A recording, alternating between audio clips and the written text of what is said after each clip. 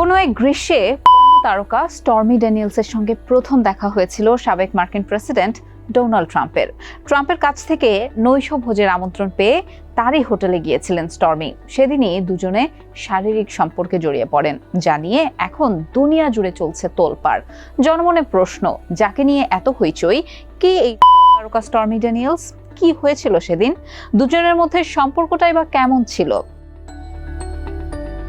দুজনের মধ্যে সম্পর্ক গড়ে ওঠার বিষয়ে স্টর্মি ড্যানিয়েলস আদালতকে বলেন যে 2006 সালের গ্রীষ্মকালে ক্যালিফোর্নিয়া ও নেভাডা অঙ্গরাজ্যের সীমান্তবর্তী লেক টাহোর একটি হোটেলের পেন্ট হাউসে তাদের প্রথম দেখা হয়। তখন সেখানে তারকাদের একটি গলফ টুর্নামেন্ট দেখতে গিয়েছিলেন তারা।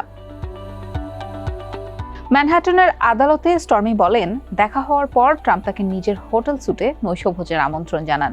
আলাপচারিতার এক পর্যায়ে ট্রাম্প তাকে তার নিজের রিয়েলিটি টিভি শো দ্য অ্যাপ্রেন্টিসে অতিথি হওয়ার কথাও বলেন। আলাপের এক পর্যায়ে বাথরুমে যান স্টর্মি। বের হওয়ার পর ট্রাম্পকে তখন বক্সার আর শর্টস পরে বিছানায় দেখতে পান তিনি। স্টর্মি ড্যানিয়েলস বলেন, ট্রাম্প বলেন যে, আমি মনে করি তুমি যা চাও সেই ব্যাপারে তুমি সিরিয়াস। তুমি এই ট্রেইলার পার্ক থেকে বের হতে চাইলে তোমার এটা করা ছাড়া কোনো উপায় নেই। ড্যানিয়েলসের ভাষ্য, তিনি কোনো ধরনের মাদক নেননি বা মদও পান করেননি। তিনি এটাও জোর দিয়ে বলেন যে ট্রাম্পের সঙ্গে যৌন সম্পর্ক তিনি উপভোগও করেননি, কিন্তু তিনি তাকে থামানোর চেষ্টাও তখন করতে পারেননি।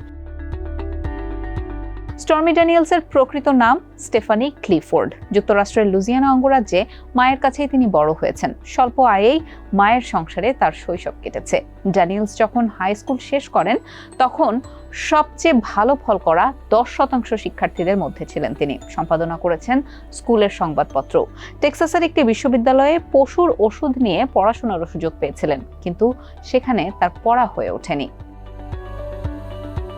নিজের খরচ মেটাতে 17 বছর বয়সেই সপ্তাহান্তে বিভিন্ন জায়গায় নাচ করতেন স্টর্মি। পরবর্তী সময়ে তিনি নগ্ন মডেলিং এবং ছবিতে অভিনয় শুরু করেন।